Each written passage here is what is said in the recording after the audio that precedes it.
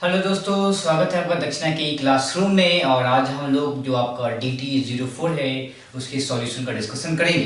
तो सॉल्यूशन के डिस्कशन से पहले आप सभी के पास ये जो है प्रिंटेड कॉपी अपने हाथ में रखिए। मैं बार बार आपको बताता हूँ कि प्रिंटेड जो है आपके पास क्वेश्चन पेपर होने चाहिए। क्यों? क्योंकि आपको हो सकता है रिवाइज करना पड़े या कुछ नोट्स लिखना पड़े, तो उसी पे आप लिख लो कहीं कॉर्नर में।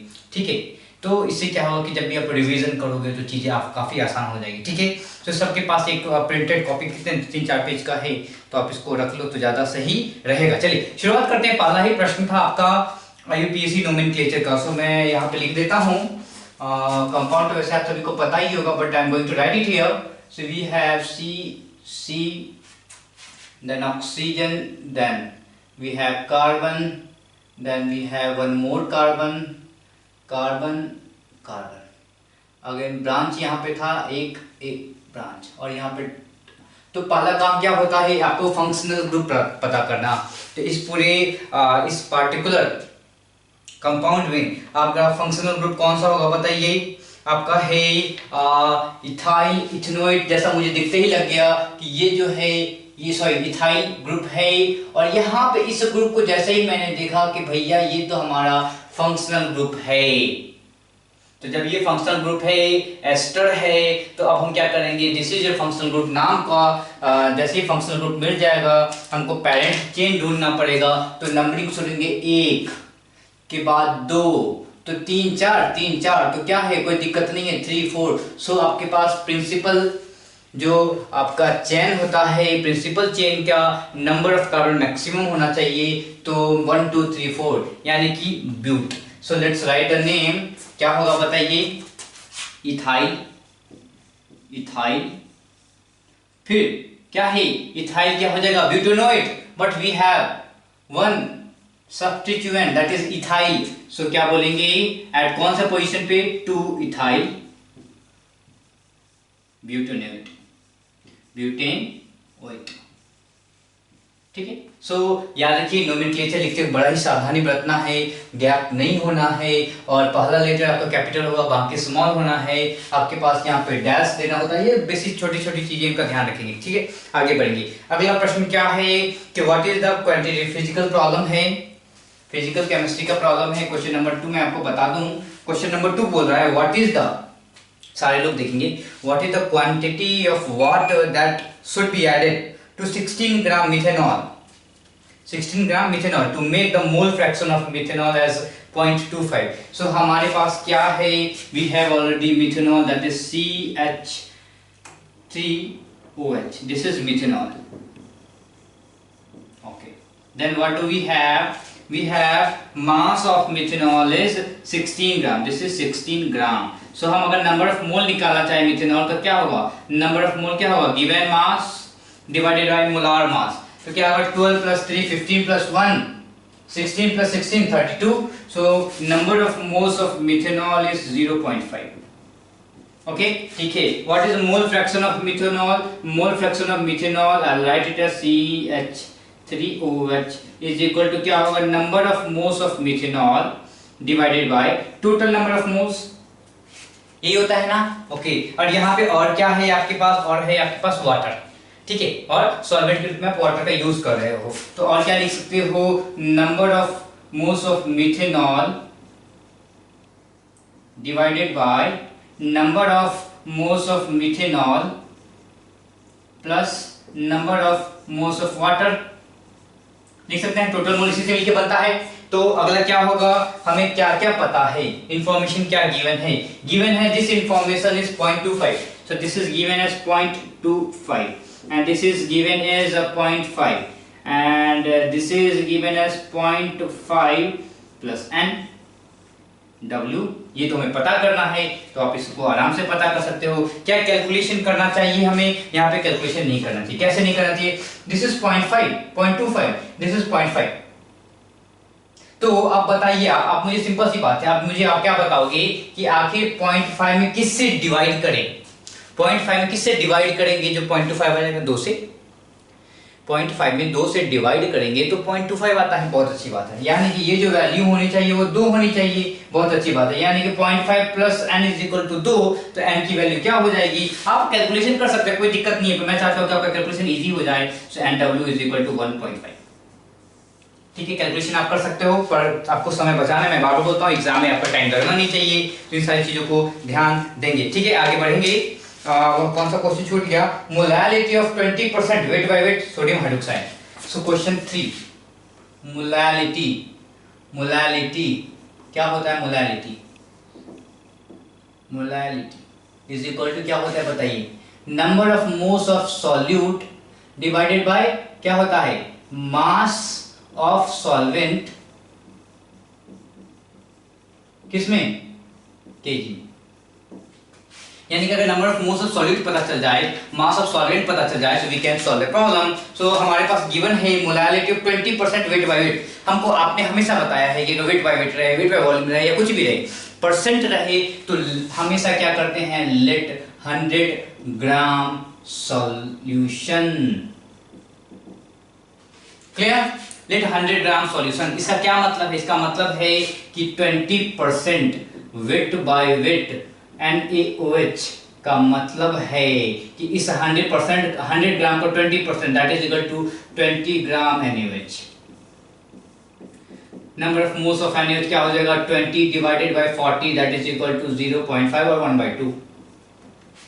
Clear. So mass of solvent क्या बच गया, मास ऑफ सॉल्वेंट की बात कर लेंगे हम, तो वो क्या होगा बताइए, मास ऑफ सॉल्वेंट क्या होगा, 100 ग्राम में से 20 ग्राम है आपका सॉल्यूट, तो क्या होगा 100 में से 20 चला जाएगा and you will be getting 80 gram. Okay, so put this all this information and this information to the formula. So molality small m is equal to क्या होगा, number of moles that is क्या 1/2 into divided by mass of solvent that is 80 gram, 80 gram. But ये 80 ग्राम किस में होना चाहिए, ये होना चाहिए आपके केजी में। सो डिवाइड बाय 1000, वो 1000 ऊपर आ जाएगा। सो मैं इसको ऐसे लिख दे रहा हूं। अब थोड़ा सा कैलकुलेशन कर लेंगे और आंसर लाएंगे। अब मैं कैलकुलेशन कैसे करूंगा बताइए, 8 into 2 16, 100 by 16 क्या होता है, 16 into 6 is 96 होता है। तो 6 से हल्का सा ज्यादा वैल्यू सर्च करेंगे, जो वैल्यू 6 से थोड़ा सा ज्यादा होगा, सो 6.25। आगे बढ़ेंगे, अगला प्रश्न क्या है बताइए। अगला प्रश्न है आपका मेल्टिंग पॉइंट वाला, जो कि आपको इनऑर्गेनिक वाले सर आशीष सर डिस्कस कर लेंगे। फिर अगला है लिथियम, वो भी आपका इनऑर्गेनिक है। Then set of quantum numbers, this is question number 6। What is set of quantum number given, n की वैल्यू 2 है, देन l की वैल्यू क्या है 2 है, देन ml की वैल्यू क्या है 0 है।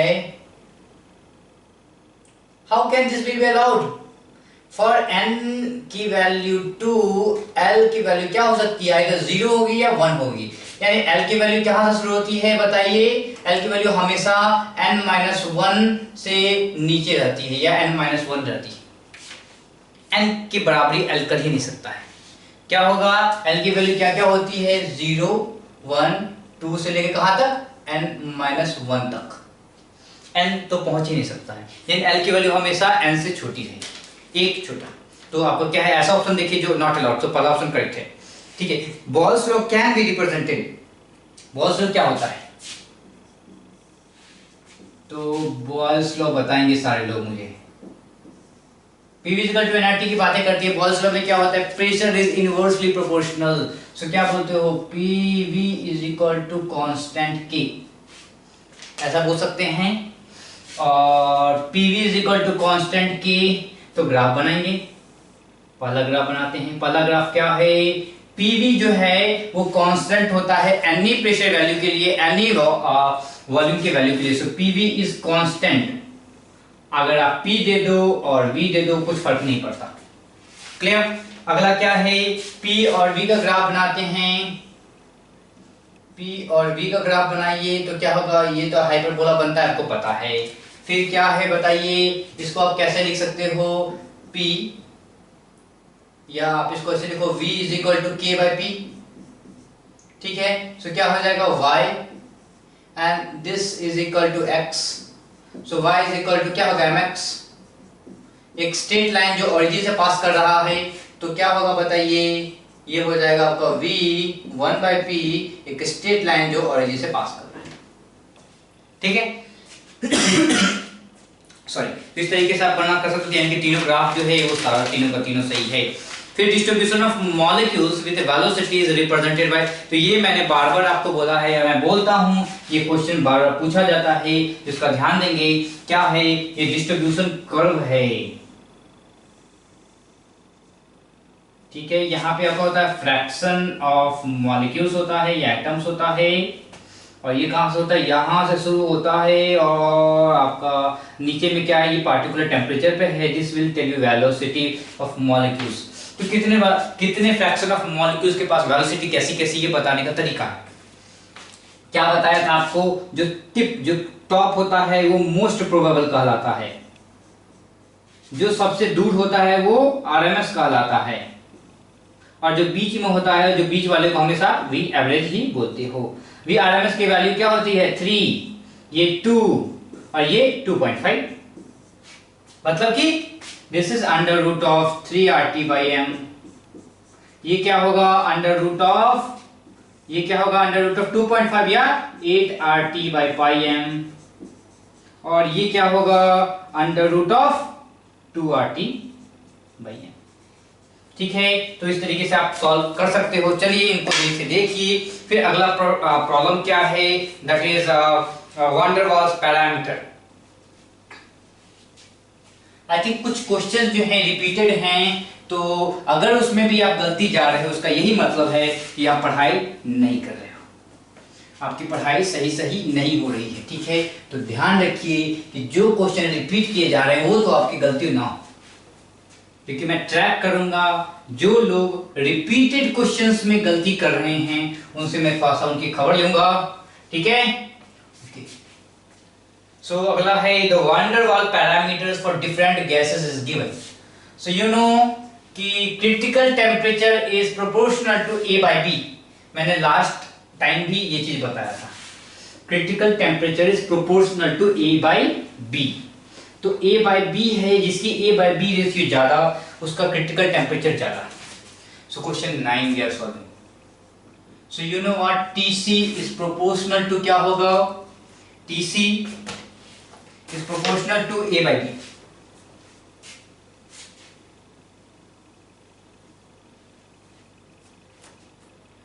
So TC this is proportional to A/B। A क्या होता है, एट्रैक्शन, ठीक है, एट्रैक्शन को बताता है। B क्या होता है, वॉल्यूम को बताता है। ओके, A को बोल सकते हो एट्रैक्शन करेक्शन टर्म, B को आप बोल सकते हो वॉल्यूम करेक्शन टर्म।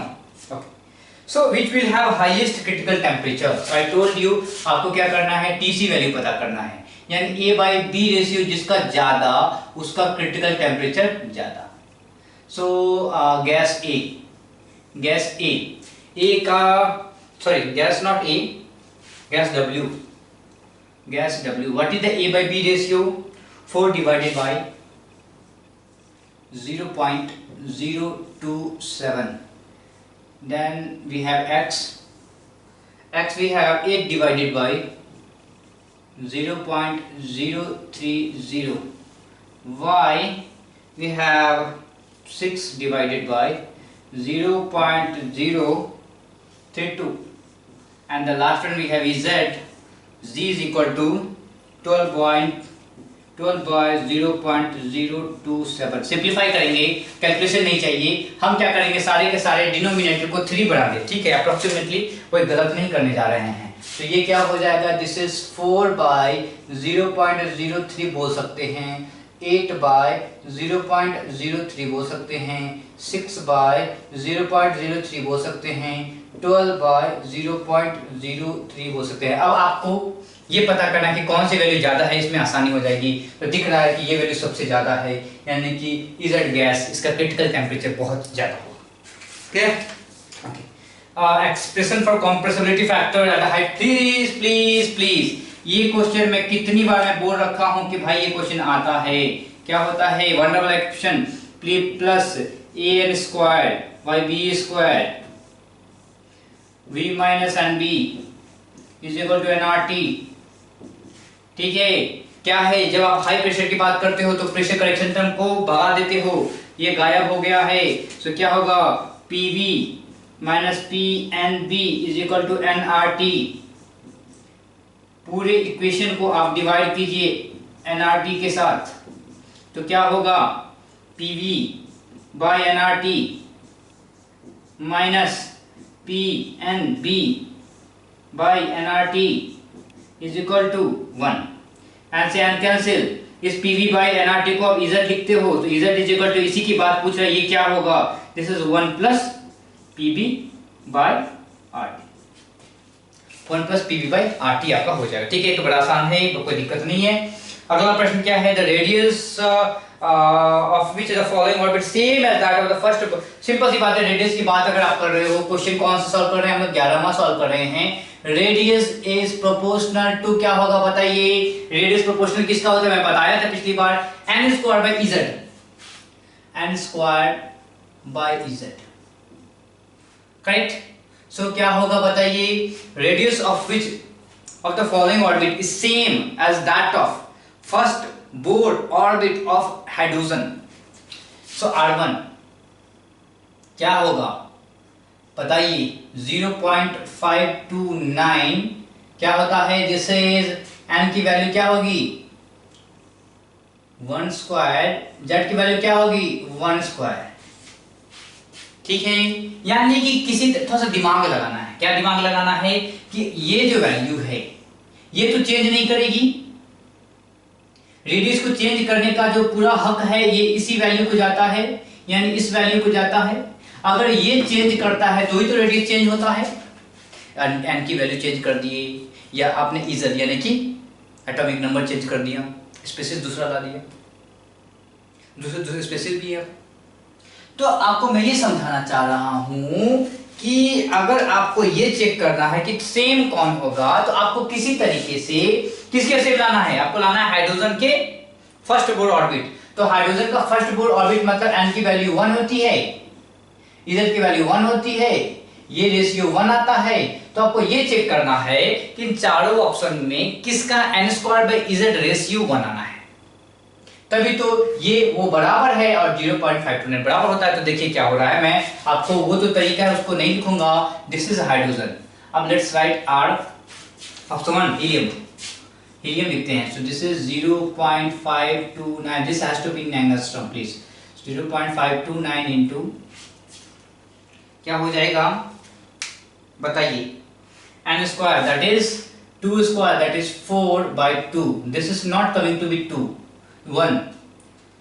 और उसके बाद है लिथियम प्लस 2, क्या है 0.529, ऑप्शन 2 की बात कर रही हैं, 9 divided by 3, so this is not your 1 value. Lithium की फिर से बात करते हैं, 0.529 into this is 4/3, again not 1।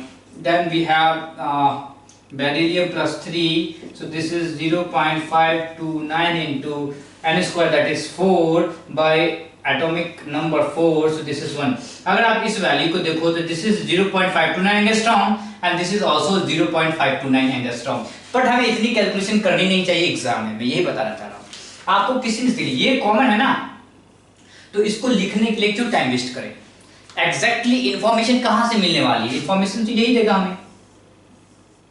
तो आप क्या करें, ये रेशियो देखिए, किसका वैल्यू 1 आता है वही आपका क्या होगा आंसर। आगे बढ़ेंगे,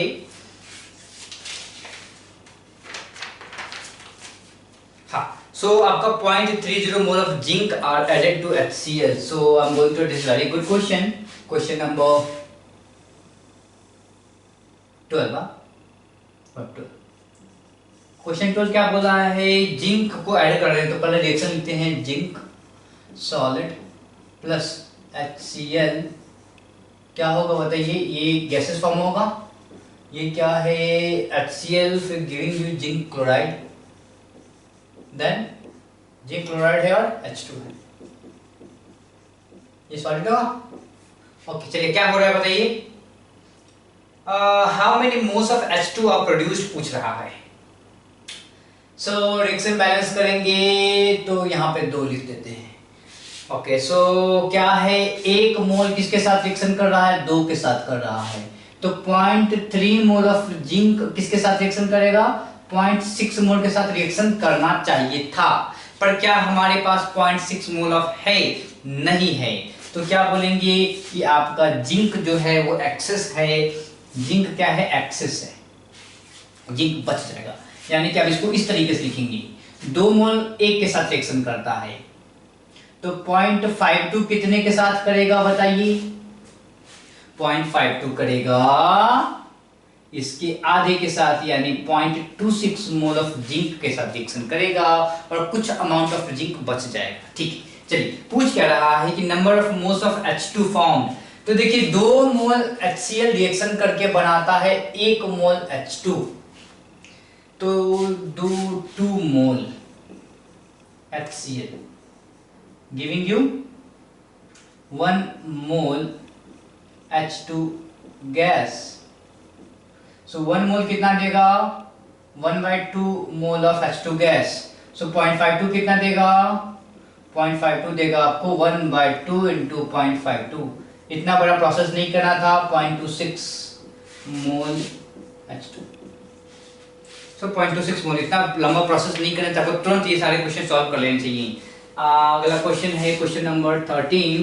क्या बोल रहा है कि 10 moles of CO2, 10 moles of CO2। तो बात करेंगे इस पूरे 10 मोल्स में कितने हैं, 10 मोल्स ऑफ कार्बन हैं, और क्या बोल सकते हैं 20 मोल्स ऑफ ऑक्सीजन एटम है, ये बोल सकते हैं। क्या अगर 10 मोल्स ऑफ, इसमें ऑप्शन पूछ रहा है ग्राम में, तो एक कार्बन का 12 ग्राम होता है, तो 10 मोल्स ऑफ कार्बन का 120 ग्राम है, सही है ये।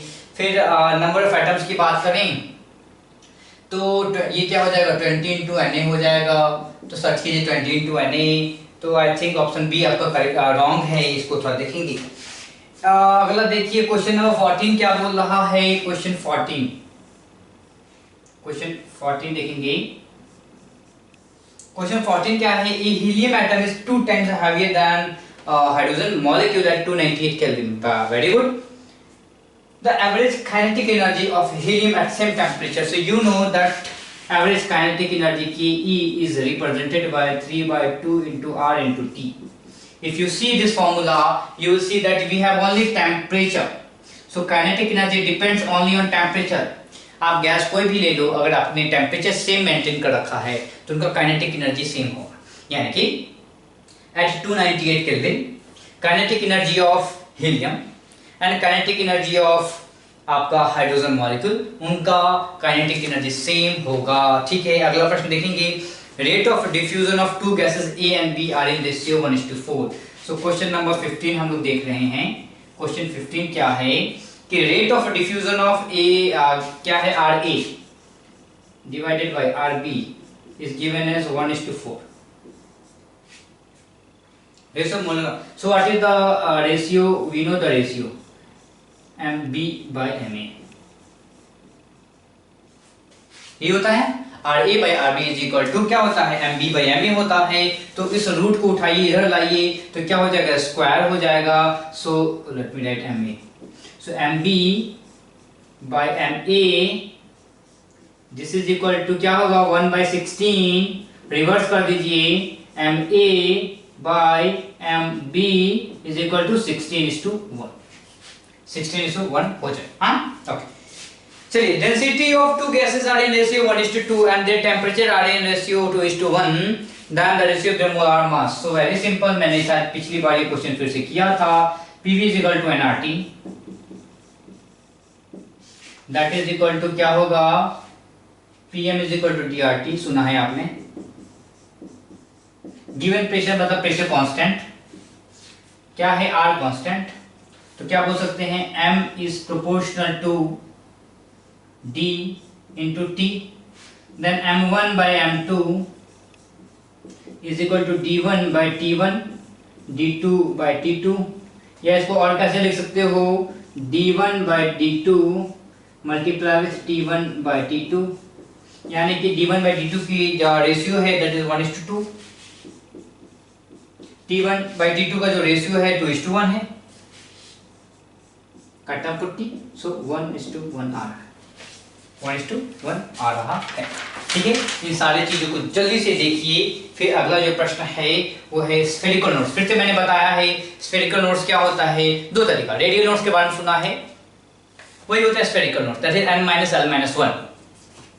फॉर्मूला लगाओ, या फिर मैंने पिछली बार जैसे बताया था कि जो पहला जो ऑर्बिटल होता है उसमें कोई रेडियल नॉट नहीं होता है, दूसरा जो उसी स्पेसिस का दूसरा ऑर्बिटल आएगा उसमें एक रेडियल नॉट, तीसरा में जैसे 1s में नो, 2s में 1 रेडियल नॉट, 3s में 2 रेडियल नॉट। सिमिलरली p कहां से शुरू होता है, 2p से, तो 2p में 0 रेडियल नॉट, 3p में 1 रेडियल नॉट।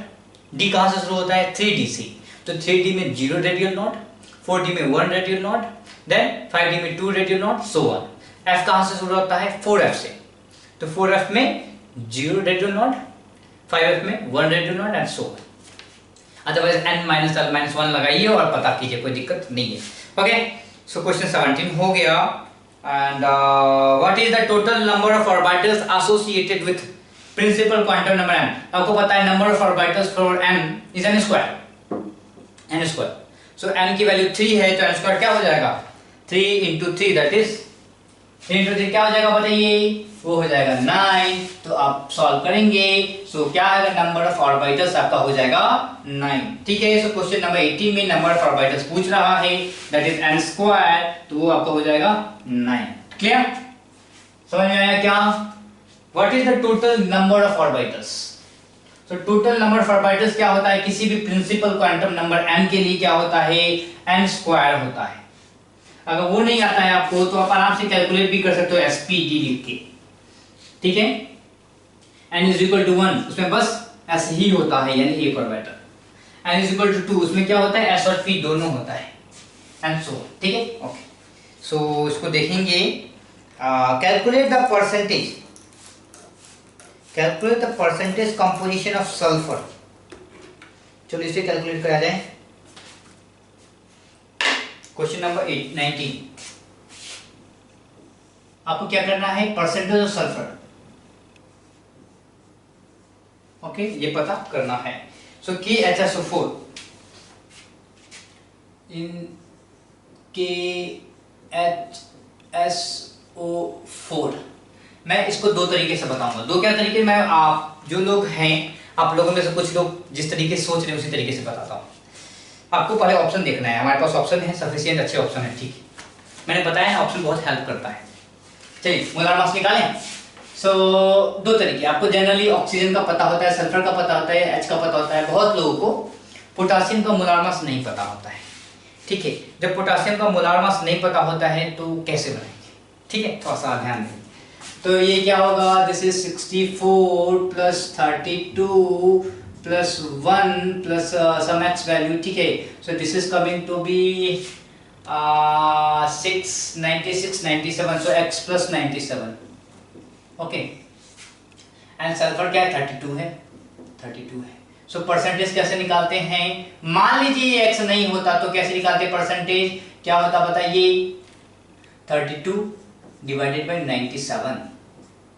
ठीक है, सो दिस इज 1/3 आ रहा है कि नहीं? सो परसेंटेज क्या होता है, 32 × 100, 1/3 आ रहा, 1/3 आ रहा, दैट इज 33%। पर नीचे में x कुछ ना कुछ तो वैल्यू आएगी, 20 25 30 तो आएगी ही हैं। तो जब नीचे में वैल्यू ज्यादा होगी तो 30 से कम आ जाएगी वैल्यू, सर्च करेंगे तो 30 से कम वाला वैल्यू कहां गया, 23.53%।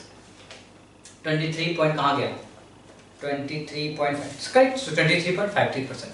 ठीक है, तो अगर ये बातें आगे समझ में, तो यहाँ पे 39 डाल लीजिए, और ये 39 डालेंगे तो ये क्या हो जाएगा, ये 6 हो जाएगा, और बताइए क्या होगा, 136 हो जाएगा। नीचे में 136 कर लीजिए, सो आंसर आ जाएगा आपका 24% के आसपास।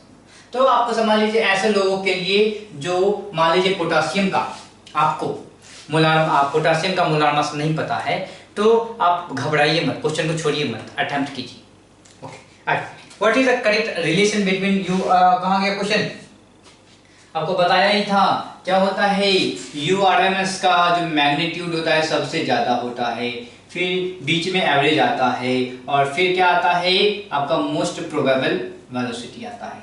इसको मैंने कई बार रिपीट किया है, इसको ध्यान रखिए। 21 क्या है, ए कंपाउंड कंटेन्स 4 ग्राम हाइड्रोजन 4%। मैंने क्या बताया ऐसे क्वेश्चन को सॉल्व करने के लिए, लेट अस अज्यूम क्या 100 ग्राम कंपाउंड। जब आप 100 ग्राम कंपाउंड मारोगे तो उसमें हाइड्रोजन कितना होगा, इस 100 ग्राम का 4.07% यानी कि 4.07 ग्राम। कार्बन कितना होगा 24.27, तो 24.27 ग्राम। और बच गया क्या, क्लोरीन कितना होगा 71.65 ग्राम। सबका नंबर ऑफ एटम्स निकालेंगे तो डिवाइड कीजिए सबके मोलार मास से, 4.07 डिवाइड बाय 4, तो ये हो गया 4.07, दिस इज 24, तो ये अगर 2 क्या होगा 02, इसको कीजिए 71.5 से तो क्या होगा 35.5 से कीजिए तो क्या होगा 2.01। ठीक है आएगा। अब क्या है अगला स्टेप क्या होता है, आप इसको सिंपलेस्ट रेशियो में लिखते हैं, तो आप इसको 4.01 से अच्छा है कि 4 लिख दो, 2.0 अच्छा है कि 2 लिख दो, इसको भी आप 2 लिख दो। फिर इंपेरिकल फॉर्मूला लाने के लिए सिंपलेस्ट नंबर लिखते हैं, सिंपलेस्ट रेशियो। ठीक है, सिंपलेस्ट रेशियो क्या हो सकता है, 4:2 की जगह 2:1 भी तो हो सकता है, तो आपका हो जाएगा 2 हाइड्रोजन 1 कार्बन 1 क्लोरीन यानी कि CH2Cl। ओके चलिए आगे देखेंगे। हाँ अगला है आपका IUPAC nomenclature of problem number 22 we are going to solve. Okay so question 22 क्या बोल रहा है, आपके पास है एक बेंजीन रिंग है,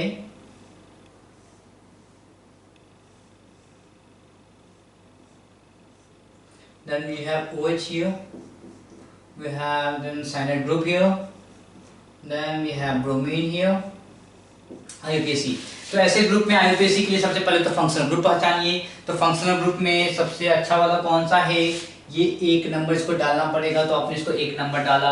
अब यहाँ पे ये भी सब्स्टिट्यूएंट, ये भी सब्स्टिट्यूएंट, ये हाइड्रोक्सिल हो गया, ये ब्रोमो हो गया, तो बी पहले आता है। तो क्या होगा बताइए 2 3 4 5 6, तो क्या होगा 2 bromo, then 5 hydroxy, H has to be small, then क्या है हाइड्रोक्सी बेंजोनाइट्राइड, करेक्ट, हाइड्रोक्सी बेंजोनाइट्राइड। ओके मैं यहाँ लिख देता हूँ। ठीक है 22 हो गया। नंबर ऑफ स्ट्रक्चरल आइसोमर, सो 23 हम सॉल्व करने जा रहे हैं। C6H14 मतलब क्या है, हेक्सेन। सो देखिए 1 2 3 4 5 6, एक कार्बन को हटाएंगे तो 1 2 3 4 5, वो कार्बन कहाँ जुड़ सकता है, A B C।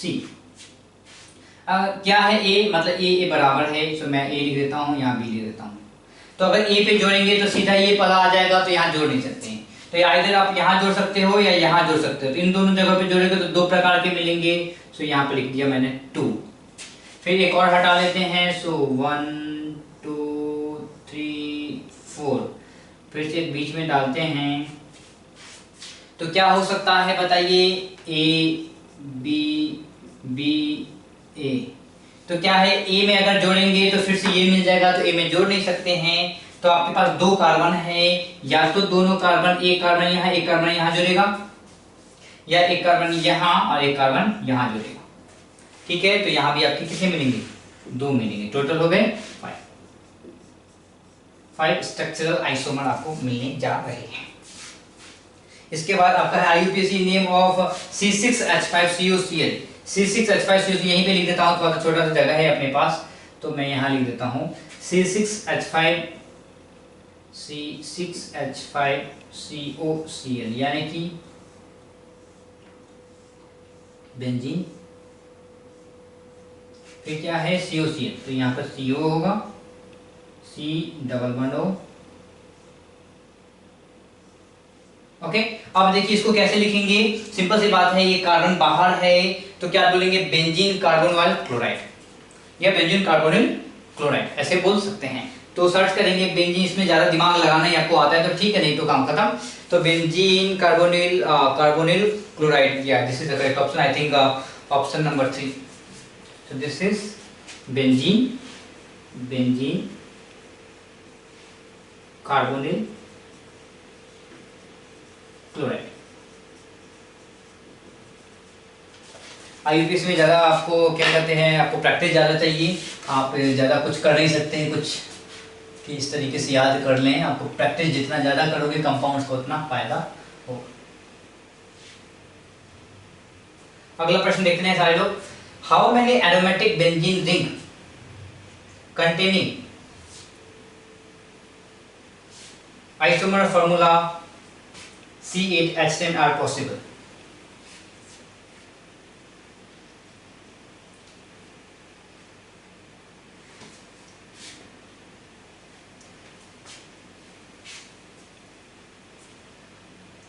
इसको आप दो तरीके से कर सकते हो, या तो स्ट्रक्चर बना के या डबल बॉन्ड इक्विवेलेंट निकाल के।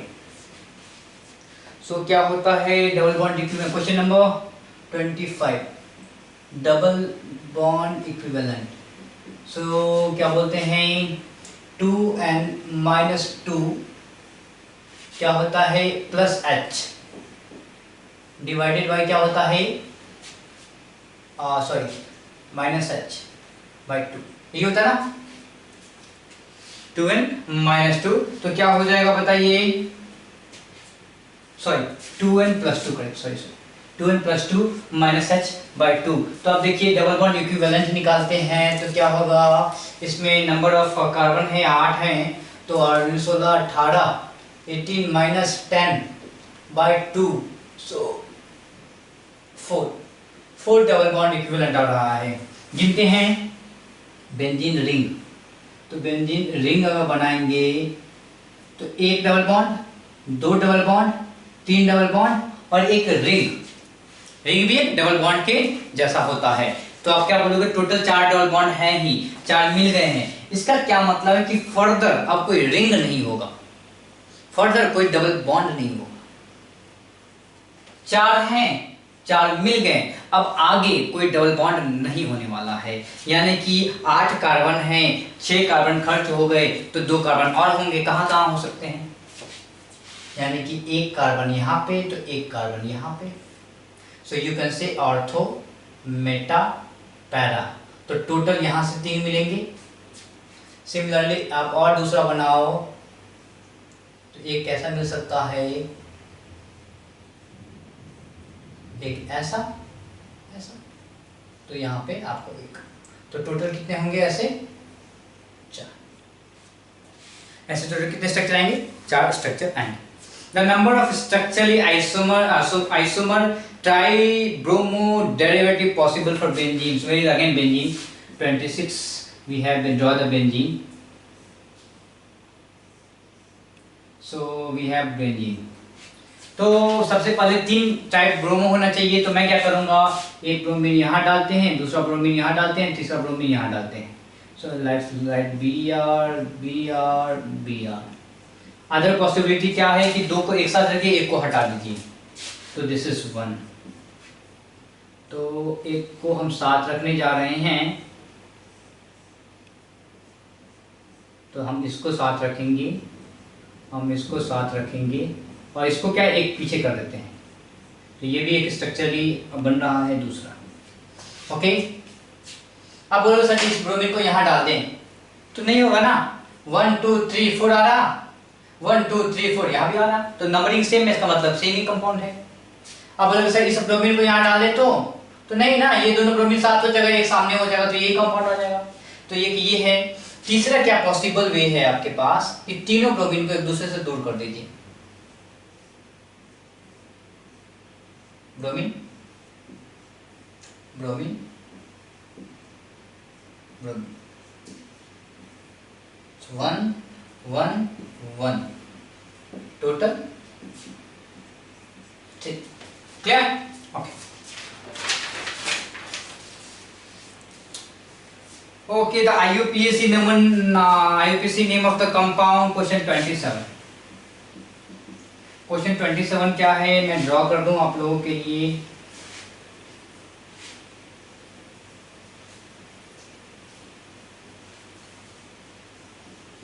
amine, then we have double bond O, amide, then we have again the one more amino 2 sorry। सो अब देखिए क्या है, यहाँ पे एक आपका फंक्शनल ग्रुप है ये अमाइड, तो बाकी सारे सब्स्टिट्यूएंट गिनती शुरू करते हैं। 1 2 3 4। तो क्या होगा बताइए, कहाँ पे है आपका 1 2 3 4, तो क्या है आपके दो जगह पे अमीन ग्रुप है। So let's write it 2, 4 di, दो है तो डाई अमीनो, देन ये 3 नंबर पे क्या है बताइए, क्या बोलेंगे इसको, ऑक्सो। क्या बताइए उसके बाद क्या होगा, ब्यूट है, ब्यूटेनामाइड, ठीक है, ब्यूटेनामाइड। ओके, अगला बताएंगे फिर से IUPAC 28 क्या है, फिर से ड्रॉ कर दूं आप लोगों के लिए मैं। Carbon, then carbon here, then carbon here, then C double bond OH, then C double bond OH, then what do we have, C double bond OH, this is aldehyde group अमीन। भैया इसमें principal कौन है, ये गिनती की तरफ शुरू करेंगे, यहां से कर सकते हैं या यहां से कर सकते हैं। तो हमें क्या देखना है, सब्स्टिट्यूएंट जो है उनका नाम थोड़ा सा छोटा हो, मतलब उसका लेटर छोटा वाला। So this is amine, this is formamide, amine and formamide. So amine का ए पहले आता है, सो 1 2 3 4, ठीक है। सो 1 2 3 4, तो क्या बोलेंगे 2 amino, then 3 formyl, then butane, then क्या होगा 1,4 डाइओइक एसिड। सर्च करते हैं ऑप्शन में।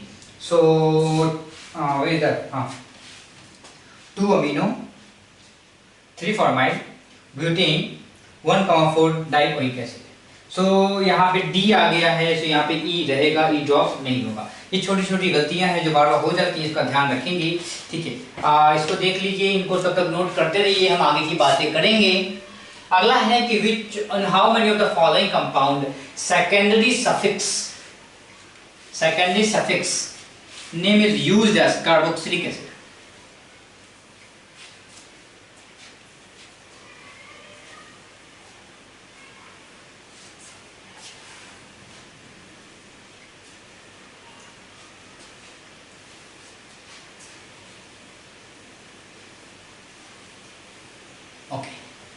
सो how many of the following compound.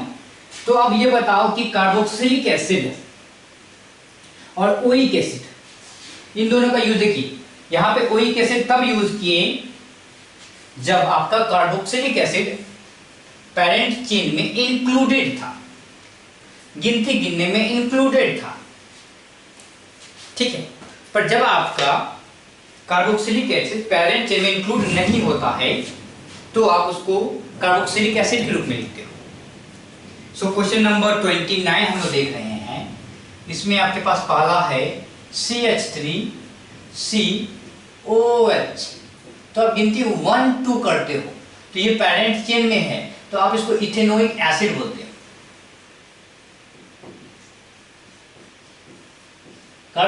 Ethane carboxylic acid नहीं बोलते, पर आप इसकी बात करो।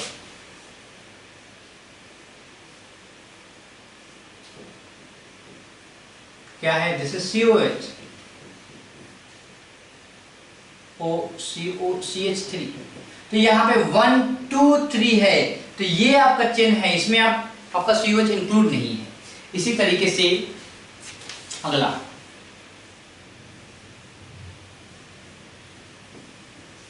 COH and this is OH, same, इसमें आपका इंक्लूड नहीं है, और बाकी के दोनों भी हैं, सेम ही प्रकार के कंपाउंड हैं। तो टोटल 4 ऐसे हैं जिसमें आपका कार्बोक्सिलिक एसिड पेरेंट चेन में इंक्लूड नहीं है, तो आप उसको कार्बोक्सिलिक एसिड लिखोगे, नॉट ओइक एसिड। ठीक है। अगला प्रश्न है क्वेश्चन नंबर 30। क्वेश्चन 30 है, आपके पास कुछ ऐसा गिवन है, C11OOH। Okay, so have functional isomer. तो दिमाग में ध्यान में क्या रखना है कि आपके पास टोटल नंबर फंक्शनल आइसोमर मतलब क्या है कि अलग फंक्शनल ग्रुप हो सकते हैं। इसका ये मतलब नहीं कि number of carbons, hydrogens, double bond, single bond अलग होंगे, नहीं। Number of bonds, number of carbons, number of atoms same होंगे, फंक्शनल ग्रुप अलग हो सकता है। सो कार्बन की संख्या 1 2 3 4 5, हाइड्रोजन की संख्या 1 2 3 4 5 6 7 8 9 10, ऑक्सीजन की संख्या 2। तो ऐसे फंक्शनल ग्रुप में, और साथ ही साथ डबल बॉन्ड 1 ये होने चाहिए। जिस ग्रुप में ये होंगे आप उसको चूज कर लीजिए और आंसर बता लीजिए। सो पहला में CHO है, डबल बॉन्ड मिलेगा, और हर जगह एटम्स भी सेम है, ठीक है। दूसरे में भी कीटोन है तो डबल बॉन्ड है, ठीक है। तीसरे में अल्कीन है, डबल बॉन्ड है, ठीक है। सो सबके सारे के सारे करेक्ट ऑप्शन होंगे। सो क्वेश्चन नंबर 31 आपका इनऑर्गेनिक है, 32 इनऑर्गेनिक है। देन यहाँ से आपके बहुत सारे इनऑर्गेनिक प्रॉब्लम्स हैं। Let's see any physical organic problems. Okay, no.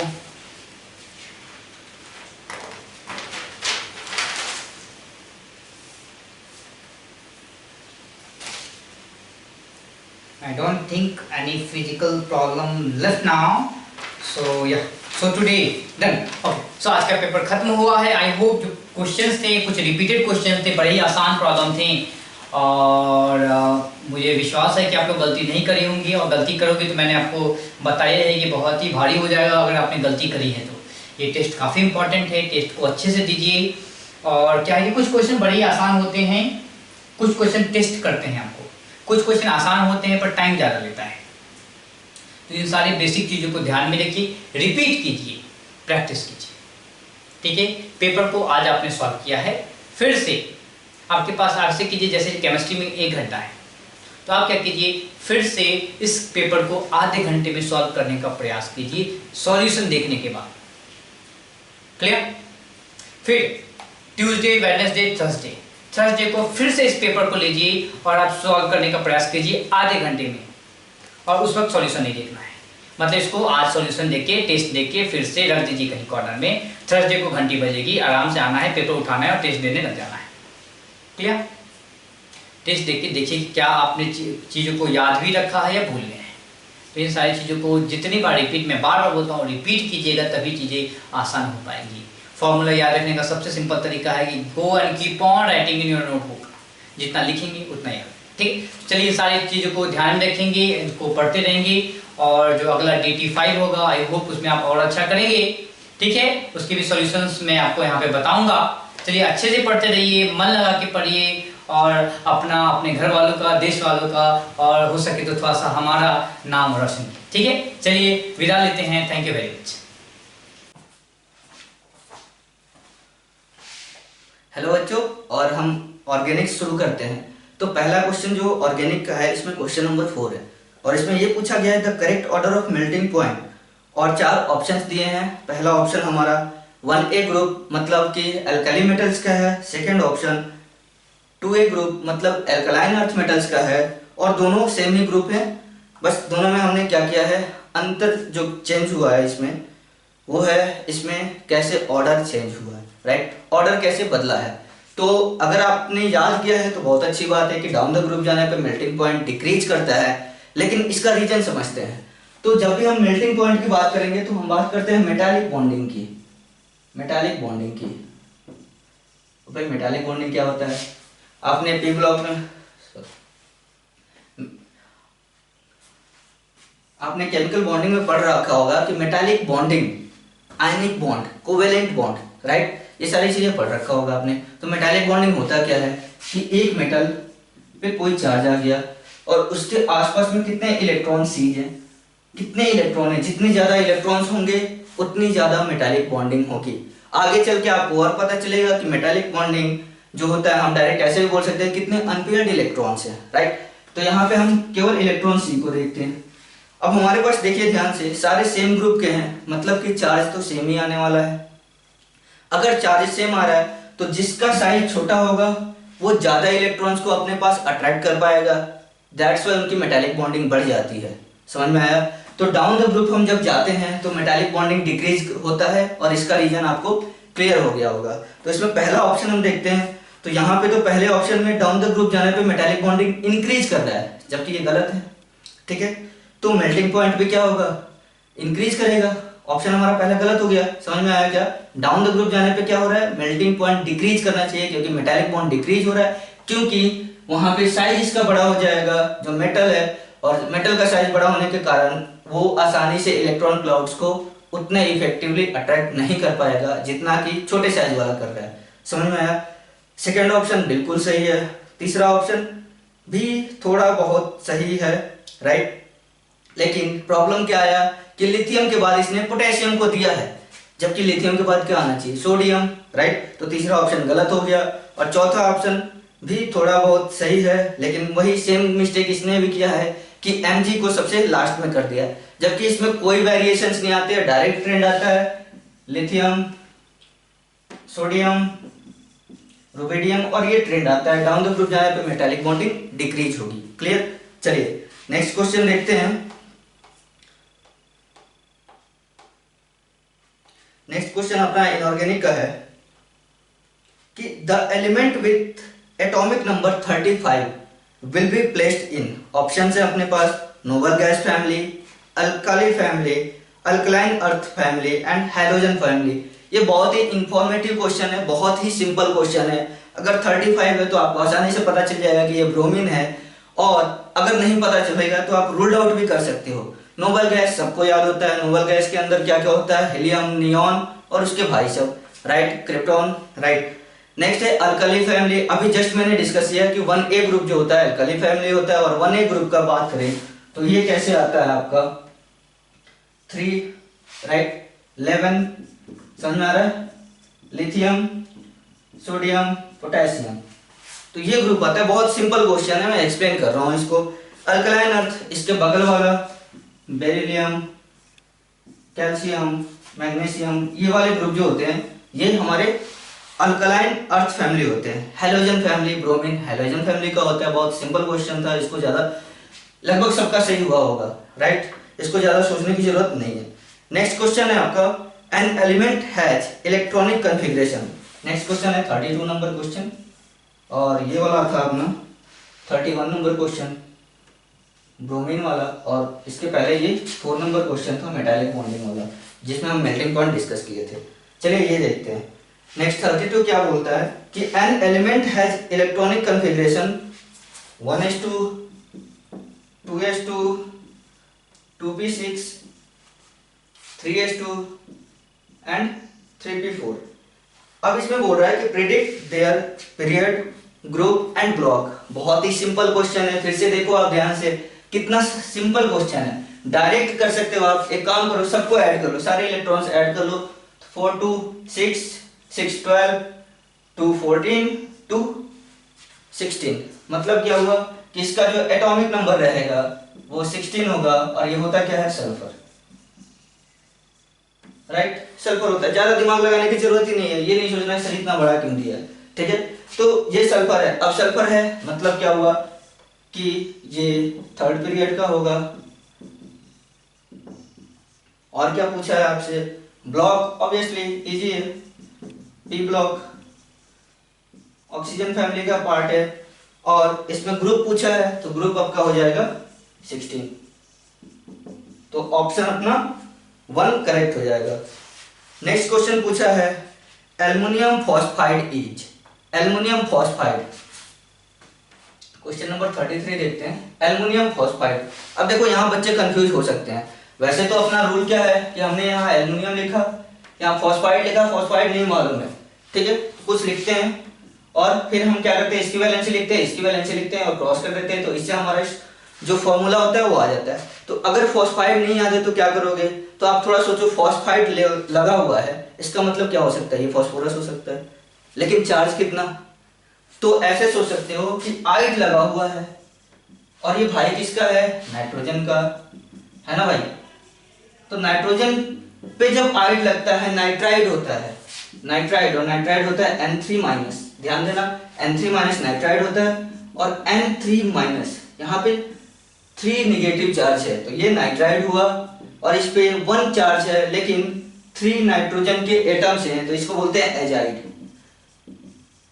तो जैसा नाइट्राइड वैसे ही उसका भाई फॉस्फाइड, मतलब क्या कि सेम ग्रुप वाले की कहानी सेम चलती है ना, तो सेम चलती है, इसका मतलब ये हुआ कि अगर नाइट्राइड हमने ऐसे बना लिया तो फॉस्फाइड भी ऐसा ही होगा, और फॉस्फाइड पे चार्ज क्या होगा, -3 का, राइट। तो लिख लो आप, एल्युमिनियम +3 पे आता है, ये -3 पे आता है, क्रॉस कर लो तो हो जाएगा Al3।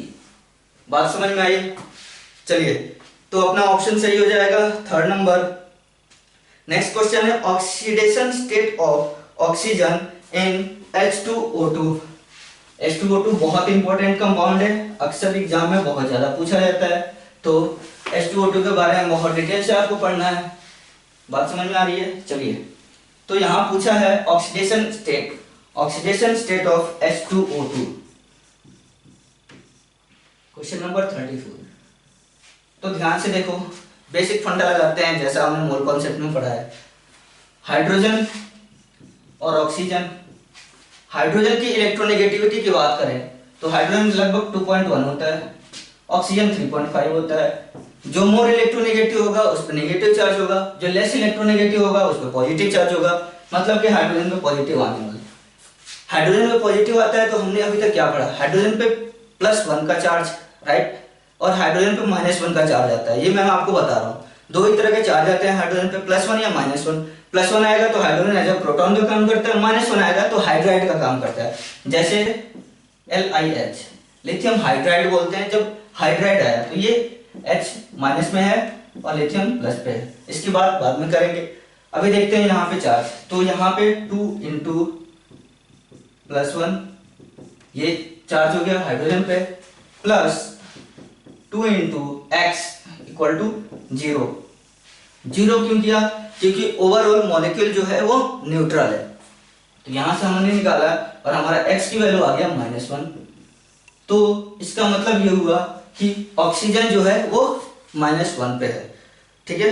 तो ऑप्शन अपना सही हो जाएगा, कौन सा, ऑप्शन नंबर 2, ठीक है।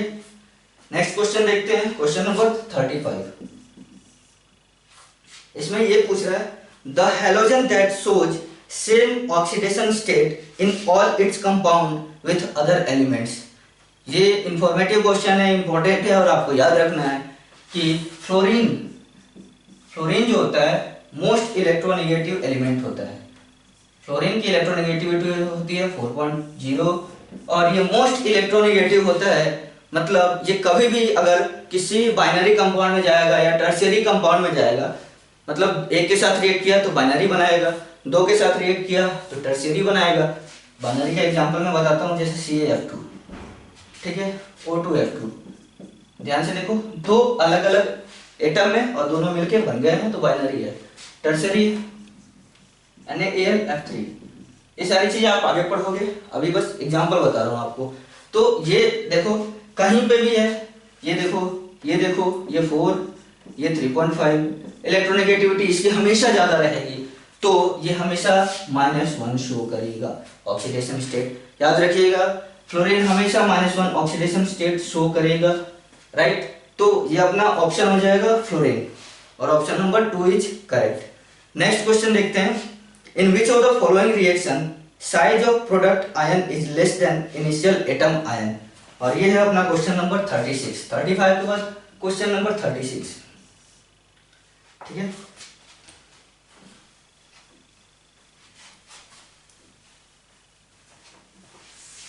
क्वेश्चन नंबर 36 क्या कहता है, in which of the following reaction size of product ion is less than initial atom और आयन।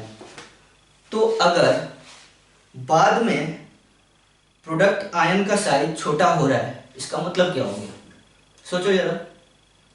बाद में साइज छोटा हो रहा है, साइज छोटा होने का मतलब क्या होता है, जेड इफेक्टिव बढ़ रहा है, इफेक्टिव न्यूक्लियर चार्ज बढ़ रहा है। इफेक्टिव न्यूक्लियर चार्ज कब बढ़ता है, जब इलेक्ट्रॉन निकलता है और उस पे पॉजिटिव चार्ज आता है। इसका मतलब ये हुआ कि जिस पे इलेक्ट्रॉन निकला होगा और पॉजिटिव चार्ज आया होगा जिस भी एलिमेंट एटम या आयन पे, तो उस पे क्या होगा, साइज बाद में छोटा हो गया होगा। बात समझ में आई। पहला ऑप्शन देखते हैं नियॉन, नियॉन, ठीक है, नियॉन है, चलिए ठीक है, स्टेबल मानते हैं, एटॉमिक नंबर 10 है, लेकिन आप देखो इसके आउटर ऑर्बिट में 8 इलेक्ट्रॉन्स है, सब अपने आप मस्त पड़े हुए हैं। बात समझ में आ रही है। तो ये 8 पड़े हुए हैं और ये इनर्ट गैस कॉन्फ़िगरेशन अटेंड किया है। अब एक और इलेक्ट्रॉन हमने ऐड किया, एक और इलेक्ट्रॉन अगर ऐड करते हो आप, तो क्या होगा, इसमें इलेक्ट्रॉनिक रिपल्सन होगा, बाहर वालों में इलेक्ट्रॉनिक रिपल्सन होगा, बट इलेक्ट्रॉन तो हम डाल ही रहे हैं, इलेक्ट्रॉन डाल रहे हैं। एक और बात, यहाँ इलेक्ट्रॉन अगर हम डालेंगे ना तो ये स्टेबल है, अगर इलेक्ट्रॉन डालेंगे तो एनर्जी हमें देनी पड़ेगी, लेनी नहीं पड़ेगी, एनर्जी देनी पड़ेगी। जबकि बहुत केसेस में ऐसा होता है कि एनर्जी रिलीज होती है, लेकिन जहां जहां पे इनर्ट गैस कॉन्फ़िगरेशन आएगा वहां पे एनर्जी आपको देनी पड़ेगी। इसके बारे में डिस्कस करेंगे। तो यहाँ पे इलेक्ट्रॉन हमने दिया तो इलेक्ट्रॉन आएगा बट रिपल्सन क्रिएट करेगा। रिपल्सन अगर क्रिएट करेगा इसका मतलब क्या होगा, साइज इंक्रीज हो जाएगा। बात समझ में आ रही है। दूसरा ऑप्शन देखते हैं सोडियम, ये तो अपना मैच कर गया, ठीक है, Na से Na प्लस इलेक्ट्रॉन, प्रोटॉन ज्यादा हो गए यहाँ पे, समझ में आ रहा है, इलेक्ट्रॉन कम हो गए। जैसे यहाँ पे Na की बात कर लें तो इसमें 11 प्रोटॉन थे, 11 इलेक्ट्रॉन थे, एटॉमिक नंबर 11 है, लेकिन यहाँ पे एक इलेक्ट्रॉन निकल गया तो क्या हो गया, 11 प्रोटॉन तो है बट इलेक्ट्रॉन क्या हो गया, 10 हो गया। जेड इफेक्टिव बढ़ गया। जेड इफेक्टिव का मतलब होता है इफेक्टिव न्यूक्लियर चार्ज। जो न्यूक्लियस था, न्यूक्लियस के पास प्रोटॉन है, प्रोटॉन क्या करेगा, आसानी से अट्रैक्ट कर पाएगा, और अट्रैक्ट करेगा तो साइज छोटा होगा, तो ये श्रिंक कर जाएगा। ये अपना ऑप्शन हो सकता है, लेकिन बाकी दोनों को भी एक बार क्रॉस चेक कर लेते हैं। अगला ऑप्शन है O नेगेटिव, ठीक है, ऑक्सीजन पे नेगेटिव है और एक और इलेक्ट्रॉन ऐड कर रहे हैं और O नेगेटिव नेगेटिव, मतलब हमारे पास ऑक्सीजन नेगेटिव में था, एक इलेक्ट्रॉन और ऐड किया तो ये बना लिया O2 नेगेटिव, ठीक है, ऑक्साइड बना लिया। अब देखो सेम कहानी यहाँ पे भी है, ये ऑलरेडी परेशान है, परेशान है ना भाई। कॉन्फ़िगरेशन स्टेबल होता है मॉलिक्यूल जब न्यूट्रल होता है, राइट। हमने एक इलेक्ट्रॉन दे दिया, इलेक्ट्रॉन दिया ठीक है, एक दे दिया, अब एक और दे रहे हैं तो फिर से इलेक्ट्रॉनिक रिपल्सन बढ़ जाएगा, रिपल्सन बढ़ेगा तो साइज बढ़ जाएगा, तो ये ऑप्शन गलत है। आंसर निकल चुका है अपना, बट अपन सारे को क्रॉस चेक कर रहे हैं। नेक्स्ट है Mg++ प्लस इलेक्ट्रॉन। अब देखो Mg++, Mg2+ है, Mg2+ है प्लस इलेक्ट्रॉन Mg+। देखो Mg की बात करें तो Mg पे टोटल चार्ज कितना है, +2, मतलब Mg अभी 10 इलेक्ट्रॉन रखा है अपने पास, क्लियर। अगर Mg अपने पास 10 इलेक्ट्रॉन्स रखा है तो ये मॉलिक्यूल स्टेबल होगा, क्योंकि ये इनर्ट गैस कॉन्फ़िगरेशन अटेन कर रहा है, स्टेबिलिटी रहेगी। अब हमने क्या किया, इसमें इलेक्ट्रॉन एक और ऐड किया, ये इलेक्ट्रॉन ऐड होने देगा, इसको नहीं होने देगा ना, क्योंकि चलो ठीक है मैंने 2 इलेक्ट्रॉन निकाल लिया किसी तरीके से, तो इसने अपना इलेक्ट्रॉन कॉन्फ़िगरेशन जो है वो 10 इलेक्ट्रॉन का कर लिया। 10 इलेक्ट्रॉन मतलब इनर्ट गैस 10 इलेक्ट्रॉन मतलब इनर्ट गैस कॉन्फ़िगरेशन। अब इनर्ट गैस कॉन्फ़िगरेशन हो गया, एक और इलेक्ट्रॉन ऐड करोगे, होना चाहेगा? नहीं होगा, नहीं होना चाहेगा। मतलब क्या हुआ, इलेक्ट्रॉन जबरदस्ती ऐड कर रहे हैं, इलेक्ट्रॉनिक रिपल्सन बढ़ेगा, साइज बढ़ जाएगा। बात समझ में आया? एक और तरीके से सोच सकते हो कि अगर हम इस प्रोसेस को उल्टा करते, Mg+ से Mg+2 बनाते तो साइज छोटा होता। ऐसे भी सोच सकते हो ना, Mg+ से Mg2+ बनाते तो साइज छोटा होता, लेकिन यहाँ उल्टा कर रहे हैं, उल्टा कर रहे हैं तो साइज बढ़ेगा। क्लियर? चलिए नेक्स्ट क्वेश्चन देखते हैं। अच्छा क्वेश्चन है 37। ये सारे क्वेश्चन आपके बेसिक को एकदम बहुत अच्छा करेंगे। 37 नंबर क्वेश्चन देखते हैं। इसमें बोल रहा है विच of the following reaction is exothermic in nature. Which of the following reaction is exothermic in nature. तो थोड़ा बहुत आइडिया मैंने आपको दे दिया। जहां इलेक्ट्रॉनिक रिपल्सन ज्यादा होगा, जहां पे इलेक्ट्रॉनिक रिपल्सन ज्यादा होगा वहां पे हमें एनर्जी देनी पड़ती है ताकि इलेक्ट्रॉन को ले पाए। समझ में आया? एटम जो है इलेक्ट्रॉन को लेना पसंद नहीं करेगा क्योंकि ऑलरेडी उसके पास रिपल्सन हो रहा है, इलेक्ट्रॉन्स आपस में ही लड़ाई कर रहे हैं, तो एक और को लाओगे तो और लड़ाई होगी, मॉलिक्यूल अनस्टेबल होगा। लेकिन हमें किसी तरह स्टेबल करना है तो हमें थोड़ा सा उसमें ब्राइब देना पड़ेगा, घूस देना पड़ेगा, मतलब थोड़ी एनर्जी देनी पड़ेगी, राइट? तो ये क्वेश्चन पूछ रहा है कि हमें कौन सा ऐसा रिएक्शन देखा जाए जिसमें एक्सोथर्मिक प्रोसेस हो, मतलब एनर्जी रिलीज हो, एनर्जी देनी ना पड़े। पहला ऑप्शन देखते हैं, बेरिलियम प्लस इलेक्ट्रॉन, बेरिलियम का नेगेटिव चार्ज। तो यहां पे अगर आप देखो तो बेरिलियम का कॉन्फ़िगरेशन देखते हैं, तो ये क्या है 2s2 है ना, 2s2 कॉन्फ़िगरेशन है।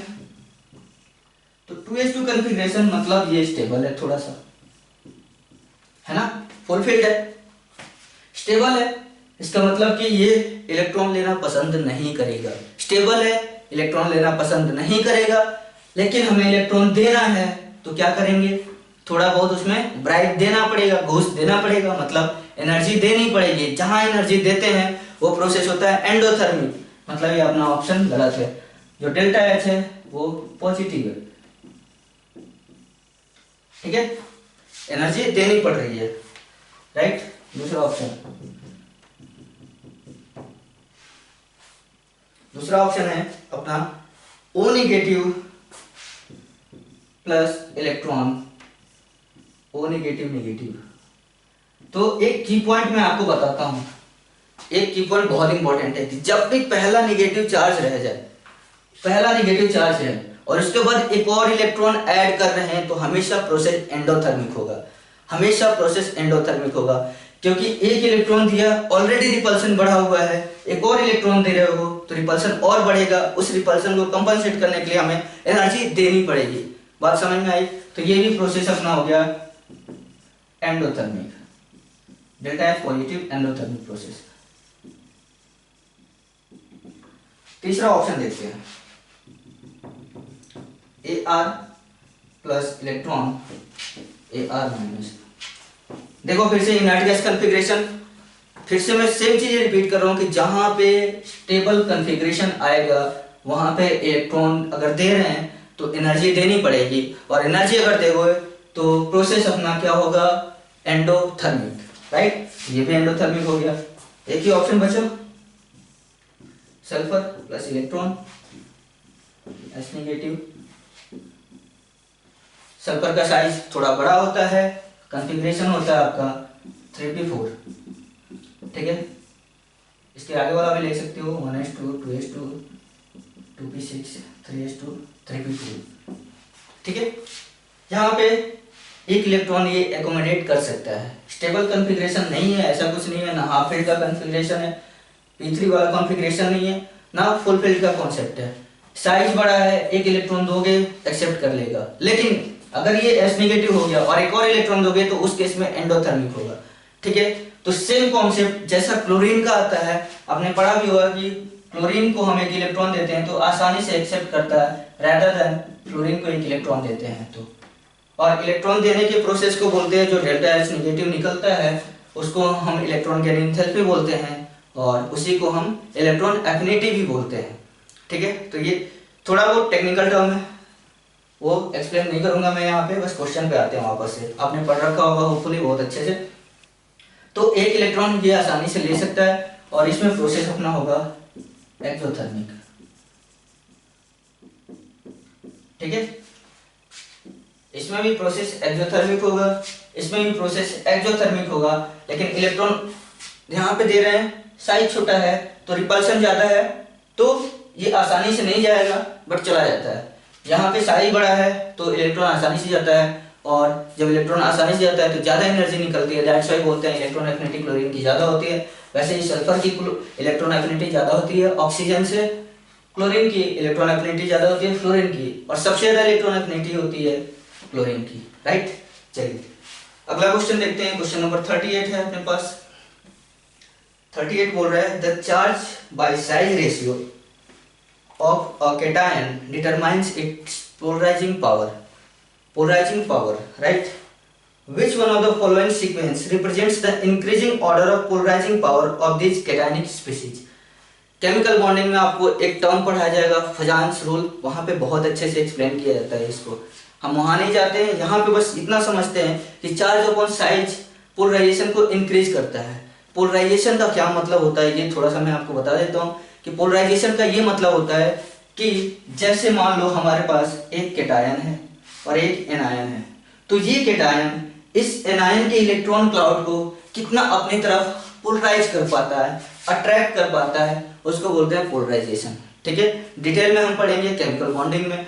क्वेश्चन पे आते हैं, the charge upon size ratio polarization power को बढ़ाता है, सिंपल। अब देखो ऑप्शन में क्या क्या है अपने पास, हाँ ठीक है, चार अपने पास कैटायंस दिए हुए हैं, K+, Ca2+, Mg2+ and Be2+। अपने पास क्या करना है, अपने को चार्ज अपॉन साइज करना है, इतना ही पढ़ना है, ठीक है। तो सबसे पहले ये देख लो चार्ज सब में किस में ज्यादा है, बेरिलियम में ज्यादा है, मैग्नीशियम में ज्यादा है, कैल्शियम में ज्यादा है, सब पे +2 का चार्ज है, और पोटेशियम पे +1 का चार्ज है। मतलब अगर चार्ज बड़ा रहे और नीचे वैल्यू छोटी रहे तो ये ओवरऑल क्या होगा, बड़ा होगा। समझते हैं, जैसे 2 है, 2/5 एंड 2/10, वैल्यू किसकी बड़ी है, इसकी, तो ऊपर वाला तो कांस्टेंट है, नीचे वाली वैल्यू जितनी छोटी होगी ये टोटल वैल्यू उतनी बड़ी होगी। तो साइज देख लो, किसका साइज सबसे छोटा है, तो इसमें सबसे छोटा साइज है बेरिलियम का, तो बेरिलियम का साइज छोटा है, साइज का वैल्यू जानने की जरूरत नहीं है, डायरेक्ट पता कर सकते हो, साइज छोटा है मतलब पोलराइजेशन पावर ज्यादा होगा। बेरिलियम के बाद क्या आएगा, मैग्नीशियम, और उसके बाद आएगा कैल्शियम। अब आप ये बोल सकते हो कि सर इस पे तो पोटेशियम पे +1 का चार्ज है, तो ध्यान से समझो आप, एक तो ऑलरेडी +1 का चार्ज, ऊपर से साइज इसका क्या है, काफी बड़ा है, पोटेशियम है, कैल्शियम के आसपास आएगा, तो साइज बड़ा है तो ओवरऑल वैल्यू छोटी होगी, तो ये सबसे पीछे जाएगा। बात समझ में आई। और इस तरीके से अपना ऑप्शन जो हो जाएगा वो हो ऑप्शन 1 करेक्ट हो जाएगा, ठीक है। नेक्स्ट क्वेश्चन देखते हैं, क्वेश्चन नंबर 39।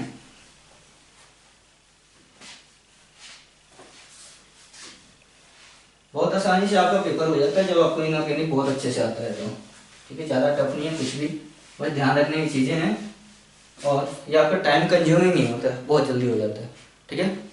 नेक्स्ट देखते हैं, विच of the following structure is associated with the biggest jump between the second and third ionization enthalpies.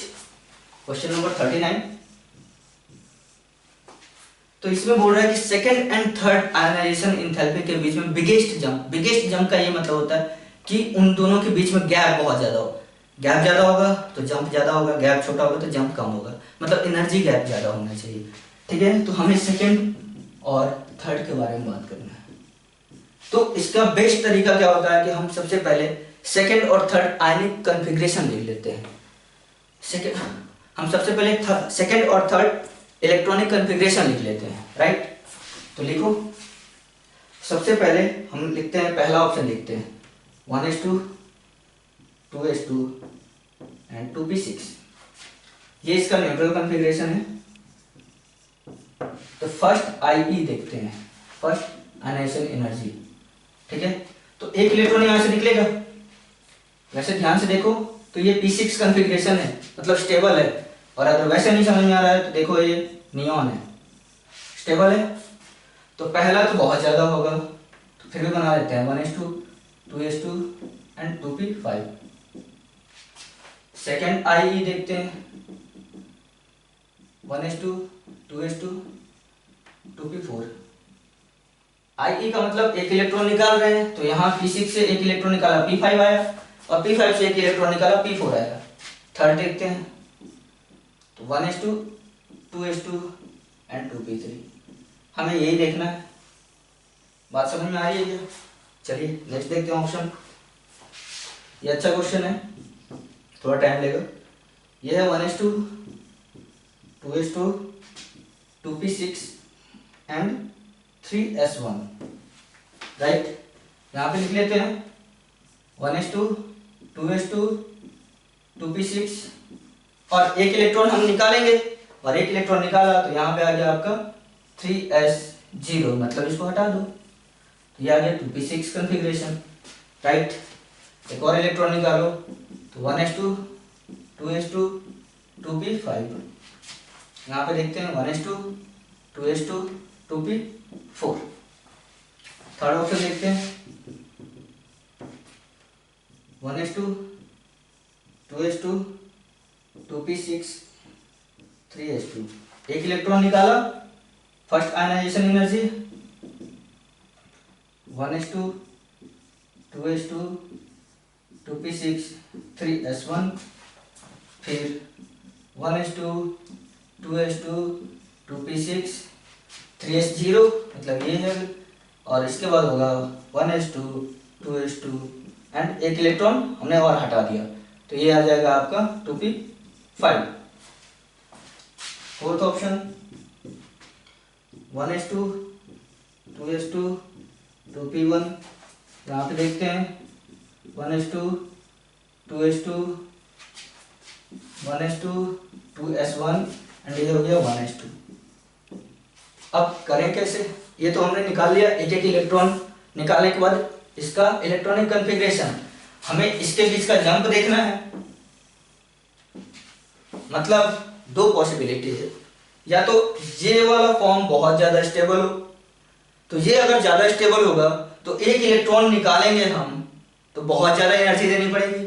बात समझ में आ रही है? सेकंड और थर्ड की बात हो रही थी।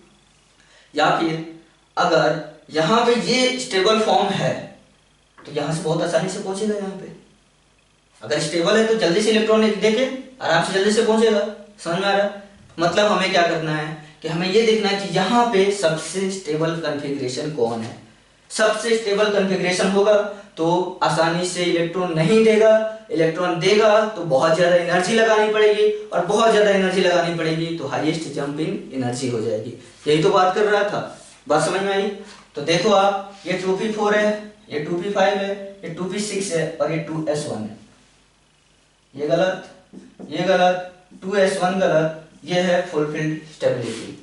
फुलफिल्ड स्टेबिलिटी मतलब ये हो गया आपका नियॉन का कॉन्फ़िगरेशन 2p6, p6 है ना भाई, फुलफिल्ड है। तो ये और ये आपका आंसर हो जाएगा। तो ऑप्शन नंबर आपका थर्ड आंसर हो जाएगा। बात समझ में आई? नेक्स्ट क्वेश्चन देखते हैं, क्वेश्चन नंबर 40। 40 में क्या कह रहा है? The ionization energy of nitrogen is larger than that of oxygen because of, बताओ, नाइट्रोजन और ऑक्सीजन इन दोनों में आयनाइजेशन एनर्जी किसकी ज्यादा होती है? नाइट्रोजन एंड ऑक्सीजन, इसमें आयनाइजेशन एनर्जी किसकी ज्यादा होती है? ये तो इसने दे रखा है, किसकी होती है? नाइट्रोजन की। क्यों होती है? और ये आपने बहुत आसानी से पढ़ा होगा। Question number 40। तो अगर मैं आयनाइजेशन एनर्जी की बात करता हूं अलोंग द पीरियड, और ये है कौन सा? Second period. अभी देखो ध्यान से, तो ये पी ब्लॉक की बात करें तो पी का ही देखते हैं। तो आएगा boron, carbon, nitrogen, oxygen, fluorine and neon. ठीक है। तो जब अलोंग द पीरियड जाते हैं अलोंग द पीरियड जब जाते हैं तो जेड इफेक्टिव बढ़ता है, इफेक्टिव न्यूक्लियर चार्ज इंक्रीज करता है, इंक्रीज करेगा तो साइज डिक्रीज करेगी, आयनाइजेशन एनर्जी बढ़ जाएगा। ठीक है, ये ट्रेंड होता है। अब देखो जरा, हम बोरॉन से कार्बन तक पहुंचे, क्लियर है, कोई बात नहीं। ये आपका 2p1, ये 2p2, ये 2p3, ये 2p4, ये 2p5 और ये 2p6। तो अलोंग द पीरियड जब जाएंगे तो जेड इफेक्टिव बढ़ेगा तो साइज डिक्रीज होगी और आयनाइजेशन एनर्जी बढ़ जाएगा। तो ठीक है, बोरॉन का कार्बन से कम होगा। लेकिन जहां जहां पे हाफ फील्ड या फुल फील्ड आता है वहां पे थोड़ा गड़बड़ होता है। ये एक आगे जंप कर जाता है, एक आगे जंप करेगा, मतलब क्या हुआ कि नाइट्रोजन की आयनाइजेशन एनर्जी ऑक्सीजन से ज्यादा होगी। क्यों होगी? क्योंकि यहाँ पे 2p3 कॉन्फ़िगरेशन है, 2p3 कॉन्फ़िगरेशन है। तो ये क्यों हो रही है? Due to half filled stability. आसान क्वेश्चन था, ठीक है, बहुत आसान क्वेश्चन था, ये कर लेना आप, सिंपल क्वेश्चन है। ऐसे ही यहाँ पे अगर मान लो ये है और ये है, ठीक है, तो इसकी एनर्जी सबसे ज्यादा हो जाएगी। रीजन क्या है? एक तो साइज सबसे छोटा है ना, बिल्कुल गलत, साइज यहाँ बढ़ जाता है, ठीक है, क्योंकि यहाँ पे एक्स्ट्रा आपके पास स्टेबिलिटी आती है, इनर्ट गैस कॉन्फ़िगरेशन आ जाता है, ऑक्टेट कंप्लीट हो जाता है, तो साइज इसका कम रहता है लेकिन स्टेबिलिटी ज्यादा रहती है। इसका रीजन ये है कि ये इनर्ट गैस कॉन्फ़िगरेशन अटेन कर लेता है, फुल फील्ड स्टेबिलिटी आ जाती है, राइट। चलिए नेक्स्ट क्वेश्चन देखते हैं, क्वेश्चन नंबर 41 में ये कह रहा है electronic configuration of M3 plus H AR argon 3D2 for the metal M which is true। तो चलो मैंने लिख लिया AR और 3D2, ठीक है। AR का मतलब हुआ 18 इलेक्ट्रॉन्स, राइट, और 3D2 का मतलब D1 मतलब 1 इलेक्ट्रॉन D में और D2 का मतलब 2 इलेक्ट्रॉन्स D में। समझ में आया? और ध्यान से समझो, यहाँ पे दिया M3 प्लस, मतलब यहाँ पे M3 प्लस का केटायन है, तो 3 इलेक्ट्रॉन निकाले गए होंगे, 3 इलेक्ट्रॉन निकाले गए होंगे तभी तो यहाँ पे +3 का चार्ज आया।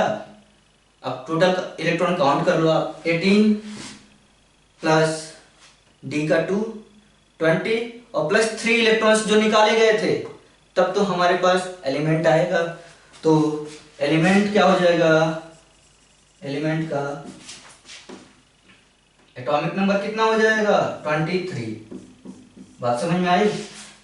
तो पहला option its atomic number is 23 बिल्कुल सही है, कोई डाउट नहीं। 23 और क्या कह रहा है? It belongs to 5th vertical column and 4th period, बिल्कुल सही है। देखो, फर्स्ट कॉलम, सेकेंड कॉलम, ये होता है आपका 1A ग्रुप, ये होता है 2A ग्रुप, ठीक है। मॉडर्न पीरियोडिक टेबल में इसको 1 और 2 लिखते हैं, और इसके बाद से अपने पास 10 जो होते हैं ना, ऐसे होते हैं, ठीक है, ये 10 D ब्लॉक वाले होते हैं। उसके बाद 6 और आते हैं, ये P ब्लॉक वाले होते हैं। बात समझ में आ रही है? तो अगर मान लो यहाँ पे मैं बात कर रहा हूं, तो आपको ही मालूम है कि फोर्थ पीरियड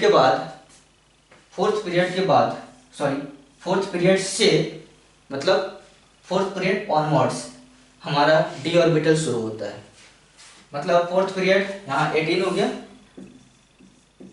और उसके बाद से आएगा आपका 18 के बाद 19 के होते हैं पोटेशियम के बाद कैल्शियम, और इसके बाद से हमारे डी ब्लॉक वाले शुरू होते हैं।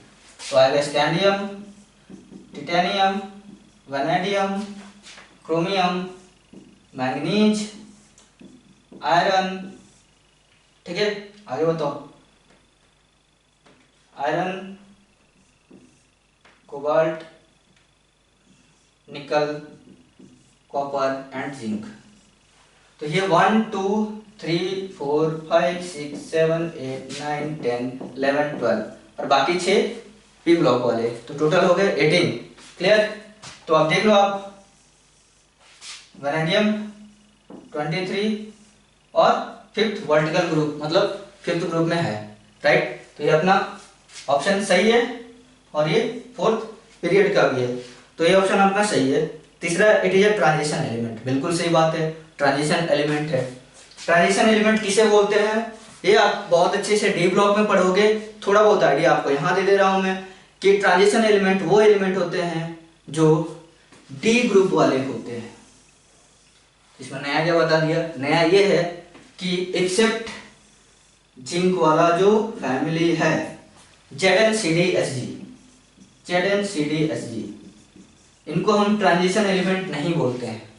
ठीक है, क्यों नहीं बोलते हैं? क्योंकि इनमें डी ट्रांजिशन पॉसिबल नहीं है। डी ट्रांजिशन आप आगे पढ़ोगे, अभी नाम नहीं लेता हूँ, बस इतना याद रखना अपना कि 12th ग्रुप वाले जो होते हैं वो ट्रांजिशन एलिमेंट में नहीं आते हैं, बाकी सारे डी वाले ट्रांजिशन एलिमेंट में आते हैं।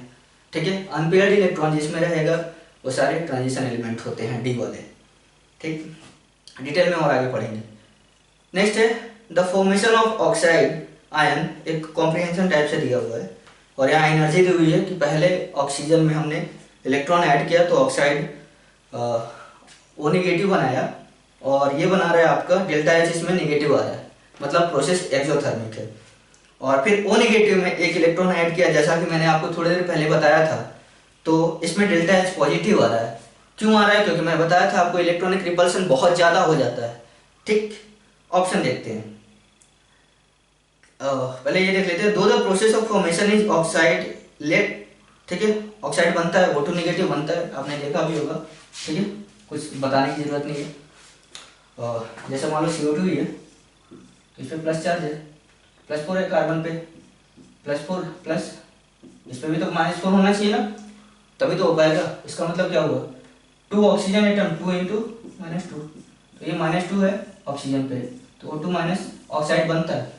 ऑक्साइड बहुत ज़्यादा बनता है। ठीक है, तो ऑक्साइड बन रहा है, ये बनता तो है लेकिन ये अनफेवरेबल बता रहा है, क्योंकि ओवरऑल जो प्रोसेस हो रहा है ना, दोनों प्रोसेस को आप ऐड करोगे तो डेल्टा एच पॉजिटिव आ रहा है। ठीक है, तो ये अनफेवरेबल कंडीशन है। और क्यों हो रहा है? क्योंकि मैंने बताया रिपल्सन बढ़ जाता है। ऑप्शन देखते हैं, ऑक्सीजन इज मोर इलेक्ट्रोनेगेटिव, मोर तो होता है लेकिन सबसे ज़्यादा नहीं होता। ऑप्शन ये पहला सही है, लेकिन ये इस कंडीशन को सेटिस्फाई नहीं कर रहा है। और भी देखते हैं ऑप्शंस। सेकंड है O2 negative is bigger in size than O atom. ठीक है, इसका कोई मतलब नहीं है। अगला ऑप्शन देखते हैं, electronic repulsion is overweight by the stability gain by O2 negative in achieving the anionic configuration. ये बिल्कुल सही है, तो तीसरा ऑप्शन अपना सही हो जाएगा, क्योंकि अभी जस्ट बताया मैंने कि इलेक्ट्रॉन रिपल्सन बहुत ज़्यादा होता है। ठीक है, एनर्जी हम दे रहे हैं, ठीक है, तो मॉलिक्यूल स्टेबल नहीं होना चाहिए, होना नहीं चाहिए ना, क्योंकि एनर्जी दे रहे हैं, एंडोथर्मिक प्रोसेस है, लेकिन फिर भी ऑक्साइड बनता है, O2 नेगेटिव बनता है, क्योंकि ये इनर्ट गैस कॉन्फ़िगरेशन अटेन कर लेता है। बात समझ में आई? चलिए, तो अपना ऑप्शन हो जाएगा 3। नेक्स्ट क्वेश्चन है क्वेश्चन नंबर 43। क्वेश्चन नंबर 43 देखते हैं।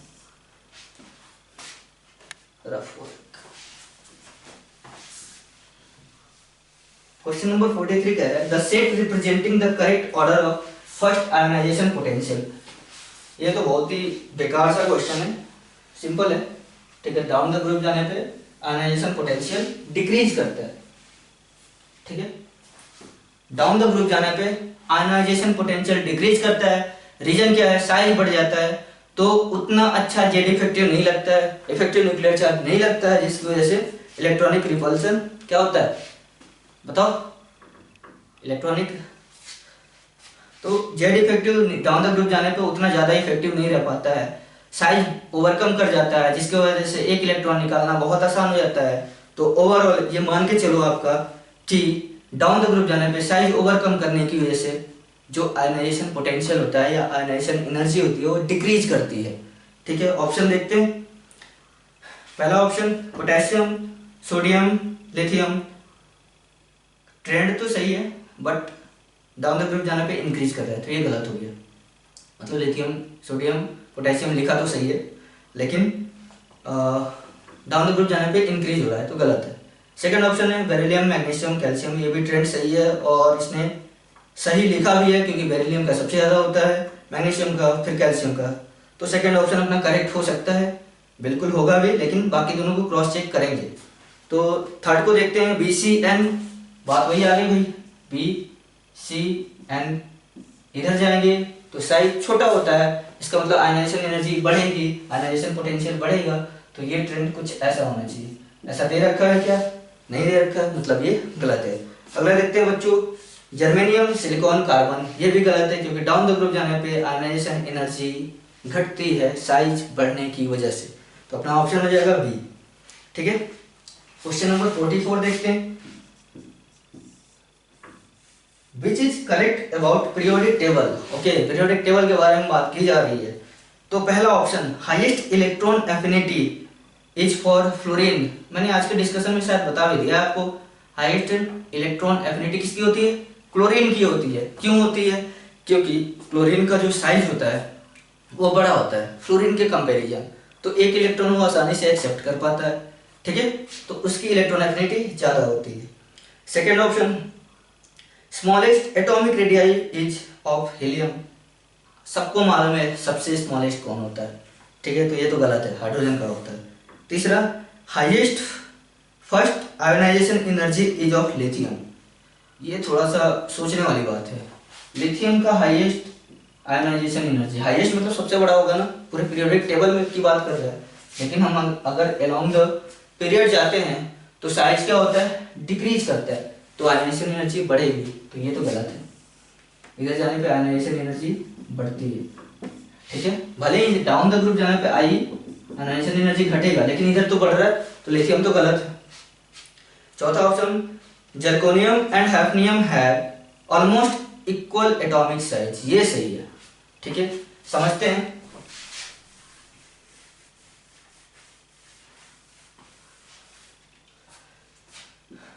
जर्कोनियम और हैफनियम, ठीक है, इसके पहले आता है एट्रियम और ये आता है लैंडेनम। ठीक है, आपने पढ़ा भी, स्कैंडियम, टाइटेनियम, ये हो गया फोर्थ ग्रुप।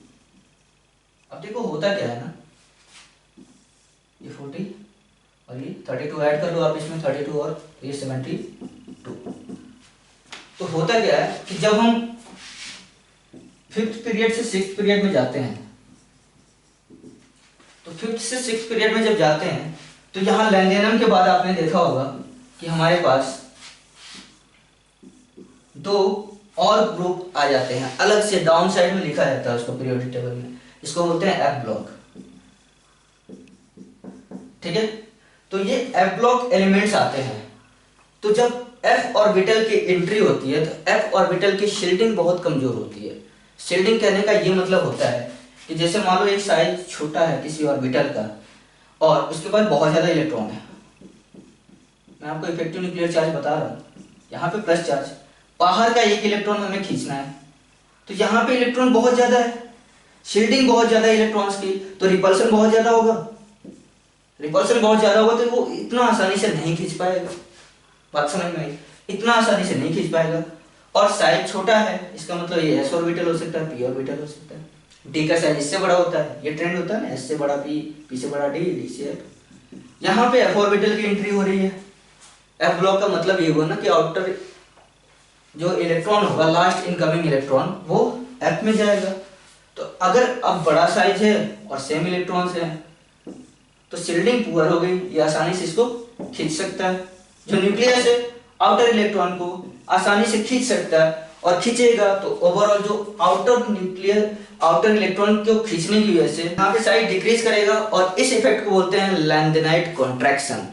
क्योंकि लैंडेनम के बाद एफ ब्लॉक वाले आते हैं और एफ ब्लॉक आने की वजह से पुअर शील्डिंग होती है, साइज डिक्रीज करता है, और ये लैंडेनम ग्रुप के बाद शुरू होता है, दैट्स व्हाई लैंडेनाइट कॉन्ट्रैक्शन बोलते हैं। तो लैंडेनाइट कॉन्ट्रैक्शन की वजह से जर्कोनियम और हैफनियम का लगभग सिमिलर साइज आता है, और यही सेम ट्रेंड फॉलो होगा पूरे आगे 5th पीरियड में और 6th पीरियड में डी ग्रुप में। क्लियर? नेक्स्ट क्वेश्चन देखते हैं, लास्ट 45 नंबर। ठीक है, 45 में क्या बोल रहा है? Which is the correct order of second ionisation energy. अपने पास एलिमेंट दिया हुआ है carbon, nitrogen, oxygen and fluorine. Carbon, nitrogen, oxygen and fluorine. तो फर्स्ट आयनाइजेशन एनर्जी सबको मालूम है, ये यहाँ जंप कर जाएगा तो क्या हो जाएगा, कार्बन, ऑक्सीजन, नाइट्रोजन, फ्लोरीन। ये तो हो गया फर्स्ट आयनाइजेशन एनर्जी। क्वेश्चन क्या पूछा है, second ionisation energy. Second ionisation energy का मतलब ये हुआ कि हमें इसमें दूसरा इलेक्ट्रॉन भी निकालना है, ठीक है, दूसरा इलेक्ट्रॉन निकालना है। तो क्या करें, इलेक्ट्रॉनिक कन्फिग्रेशन से देख लें, बहुत आसानी से हो जाएगा, ठीक है। तो एक इलेक्ट्रॉन अगर निकाला इसमें, ठीक है, तो ये कार्बन का ट्रेंड चल रहा है, तो अगर एक इलेक्ट्रॉन निकाला तो ये क्या बन गया, 2p1, अभी क्या था 2p2 था, ठीक है। नाइट्रोजन क्या बन गया, एक इलेक्ट्रॉन निकालने के बाद 2p2, ये क्या बन गया 2p3 और ये बन गया 2p4। पहले क्या था 2p2, 2p3, 2p4 and 2p5। अब बन गया 2p1, 2p2, 2p3 and 2p4। अब आसानी से हम कर सकते हैं, सेकेंड आयनाइजेशन की एनर्जी की बात कर रहा है, तो ये सबसे कम 2p1 का सबसे कम, फिर आपका आ जाएगा 2p2, फिर आ जाएगा 2p4, फिर आ जाएगा 2p3। ये यहाँ जंप इसलिए लिया क्योंकि हाफ फील्ड स्टेबिलिटी। अब देखते हैं कि 2p1 वाला कन्फिग्रेशन किसका था, तो ये जाएगा कार्बन की तरफ, तो कार्बन का सबसे कम। फिर 2p2 कौन था, ये था अपना 2p2 वाला कौन सा था, ये था अपना नाइट्रोजन, तो नाइट्रोजन का। फिर उसके बाद से आएगा अपना 2p4, 2p4 वाला कौन था, ये, और इसका भाई है ये, तो ये आएगा फ्लोरीन। और 2p3 मतलब 2p3 ये है, और ये कहाँ से आया, ऑक्सीजन से, तो ये आएगा carbon, nitrogen, fluorine, oxygen. Option देखते हैं, तो ये अपना सेकेंड ऑप्शन करेक्ट हो जाएगा। तो आई होप आपको आज का सारा डिस्कशन समझ में आ रहा होगा, ऑर्गेनिक ठीक है। तो आई होप आपको आज का डिस्कशन समझ में आएगा। नेक्स्ट पेपर के लिए ऑल द बेस्ट। इनऑर्गेनिक बहुत आसान है, थोड़ा समझने की जरूरत है। चलो, थैंक यू।